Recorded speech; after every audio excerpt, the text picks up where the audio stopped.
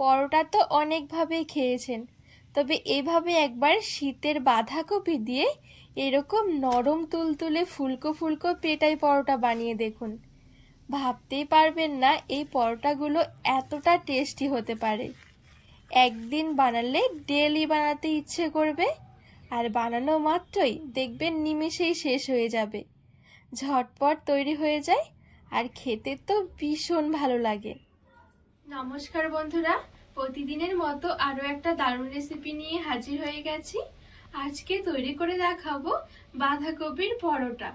বাঁধাকপি খেতে খেতে দেখবেন একসময় ভালো লাগে না, তবে এইভাবে পরোটা তৈরি করলে বাড়ির সবাই দেখবেন চেটে পুটে খেয়ে নেবে। আর এইভাবে একবার পরোটা তৈরি করলে বাঁধাকপি দিয়ে দেখবেন রোজ বানাতে ইচ্ছে করবে, খেতে এত ভালো হয়। তো চলুন খুবই সহজভাবে বানিয়ে দেখাবো, আশা করছি আপনাদের অনেক ভালো লাগবে। তো পরোটা তৈরি করার জন্য প্রথমে আমি ডোটা রেডি করে নেব। এখানে নিয়েছি 2 কাপ ময়দা। ময়দার পরিবর্তে আটা দিয়েও করতে পারবেন, বা অর্ধেক ময়দা অর্ধেক আটা দিয়েও কিন্তু করা যাবে। দিয়ে দিচ্ছি লবণ 1/2 টেবিল চামচের মতন। দিয়ে দিচ্ছি 1 টেবিল চামচ চিনি। চিনিটা দেওয়ার কারণে কিন্তু খুব বেশি মিষ্টি হবে না, তবে খুব সুন্দর একটা স্বাদ আসবে। আর ময়ামের জন্য নিয়ে নেব 2 টেবিল চামচ সাদা তেল। এবারে খুব ভালোভাবে মিশিয়ে নেব, আর তেলটা দিয়ে একটু ময়াম দিয়ে নেব।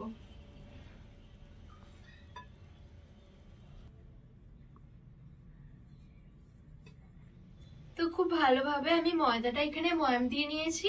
ময়াম দেওয়ার কারণে কিন্তু অনেক বেশি নরম হবে। এবারে এইদিকে হালকা কুসুম গরম জল দিয়ে ডোটা মেখে নেব। আর এই হালকা কুসুম গরম জল দেওয়ার কারণেও কিন্তু পরোটাগুলো অনেক নরম হবে, আর অনেকক্ষণ পর্যন্ত রাখার পরেও কিন্তু নরম থাকবে।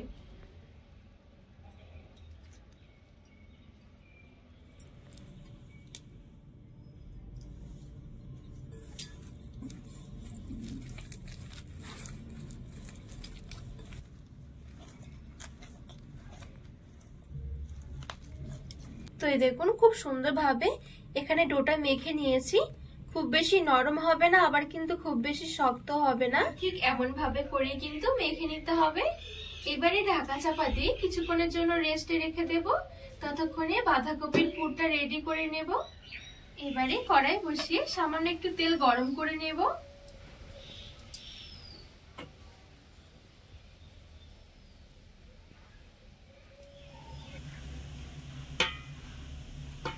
তেলটা গরম হয়ে গেলে দিয়ে দেব 1/2 টেবিল চামচ পাঁচফোড়ন, একটা তেজপাতা, আর দিয়ে দিচ্ছি একটা শুকনো লঙ্কা। এবারে আমি নিয়েছি এখানে কিছুটা আদা আর কয়েকটা কাঁচা লঙ্কা। এবারে আদা আর কাঁচা লঙ্কাটা একটু থেতো করে নেব, এতে করে ফ্লেভারটা খুব সুন্দর আসবে।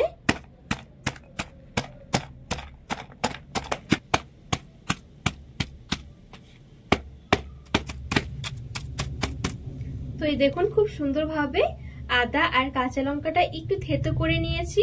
এবারে থেতো করে রাখা আদা আর কাঁচা লঙ্কাটা দিয়ে দেব।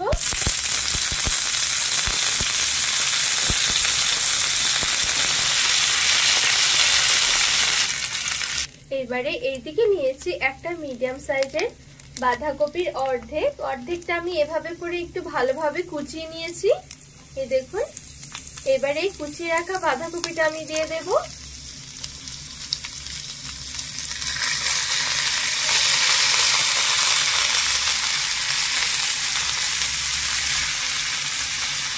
ভালো করে নেড়েচেড়ে একটু মিশিয়ে নেব।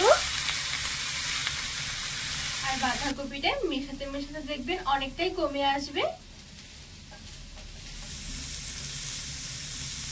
এবারে দিয়ে দেব সামান্য একটু হলুদ গুঁড়ো, একদম সামান্য একটু দিয়ে দিচ্ছি কাশ্মীরি লঙ্কার গুঁড়ো, দিয়ে দিচ্ছি একটু জিরের গুঁড়ো, একদম সামান্য দিয়ে দিচ্ছি ধনিয়া গুঁড়ো, আর সামান্য একটু দিয়ে দিচ্ছি গরম মশলার গুঁড়ো। 1/2 টেবিল চামচের মতো দিয়ে দিচ্ছি লবণ, সামান্য দিয়ে দিচ্ছি জল। ভালো করে সব মশলাগুলো দিয়ে একটু কষিয়ে নেব।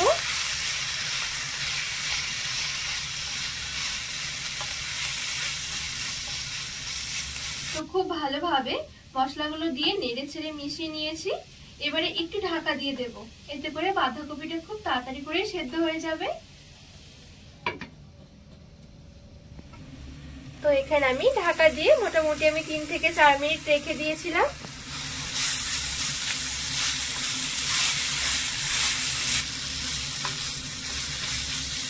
আর এখন কিন্তু বাঁধাকপিটা খুব সুন্দরভাবে নরমও হয়ে গেছে। এবারে এইদিকে আমি একটা বড় সাইজের আলু একটুখানি খোসা ছাড়িয়ে সেদ্ধ করে নিয়েছিলাম। এবারে এখান থেকে আলুটা নিয়ে একটু ম্যাশ করে দিয়ে দেব।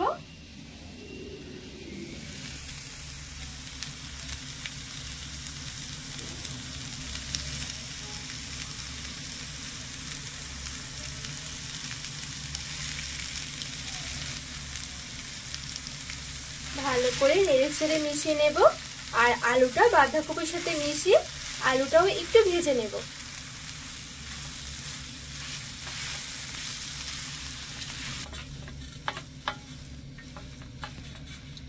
তো এখানে আলুটা দিয়েও নেড়েচেড়ে একটু ভাজা ভাজা করে নিয়েছি। এবারে দিচ্ছি 1 টেবিল চামচের মতন চিনি, খুব সুন্দর একটু মিষ্টি মিষ্টি লাগবে। আর কিছুটা দিয়ে দিচ্ছি ধনেপাতা কুচি। ভালো করে নেড়েচেড়ে মিশিয়ে নেব।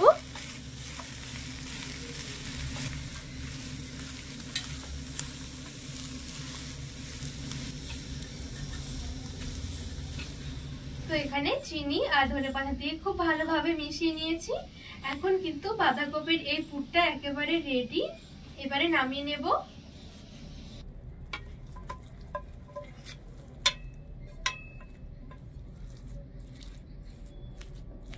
তো এইদিকে পরোটার জন্য যে ডোটা মেখে রেখেছি কিছুক্ষণ মতো রেস্ট হয়ে গেছে। খুব বেশিক্ষণ রেস্টে রাখার দরকার নেই, যতক্ষণ বাঁধাকপির পুরটা রেডি করতে টাইম লাগবে ঠিক ততক্ষণই রাখলে কিন্তু হয়ে যাবে। এবারে এই ডোটা আমি হাত দিয়ে আর একটু ভালো করে মেখে নেব।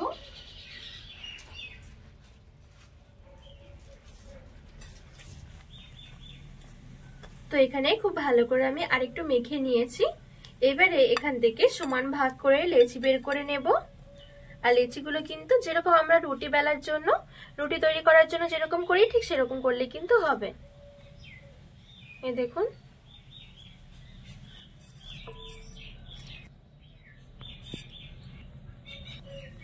তো এই দেখুন সমান ভাগ করে আমি লেচি বের করে নিয়েছি।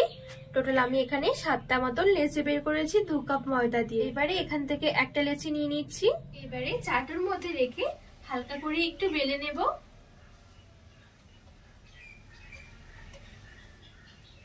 তো এখানে আমি হালকা করে একটু ছোট করে বেলে নিয়েছি। এই দেখুন। এবারে এদিক থেকে কিছুটা মতন নিয়ে নেব বাঁধাকপির পুরটা এই রুটির মাঝখানে নিয়ে নেব। এবারে ঠিক এইভাবে করে সাইড থেকে খুব ভালোভাবে মুখটা বন্ধ করে দেব।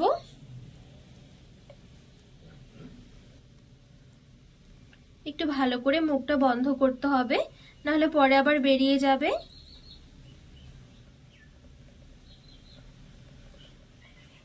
তো দেখুন খুব সুন্দরভাবে মুখটা বন্ধ করে নিয়েছি। এবারে আমি আবারও খুব সুন্দরভাবে হালকা হাতে বেলে নেব। আর বেলার সময় হালকা একটু ময়দা ছড়িয়ে দেব, এতে করে বেলতেও সুবিধা হবে।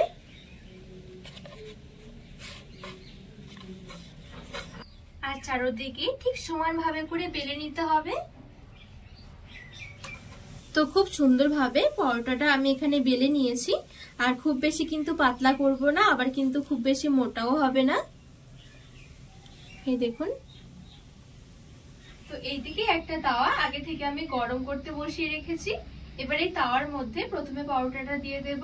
পরোটা দেয়া হয়ে গেলে দিয়ে দেব সামান্য একটুখানি তেল। এবারে তেলটা দিয়ে নেড়ে ছেড়ে এভাবে করে উল্টে পাল্টে একটু ভেজে নেব। আর গ্যাসের আঁচটা মিডিয়াম থেকে লো আঁচের মাঝামাঝি রেখে দিয়েছি। আর এখানে পরোটা ভাজতেও কিন্তু খুব বেশি সময় লাগবে না। তো এই দেখুন খুব সুন্দর কিন্তু একটা কালার আসতে শুরু করেছে।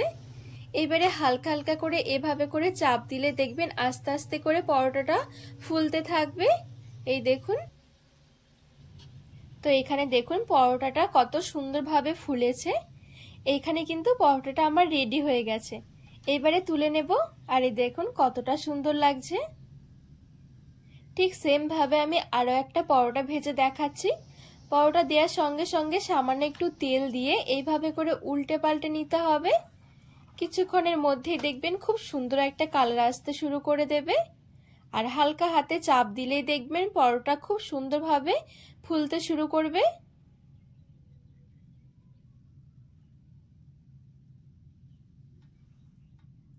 আর এই দেখুন কত সুন্দরভাবে ফুলেছে পরোটাটা।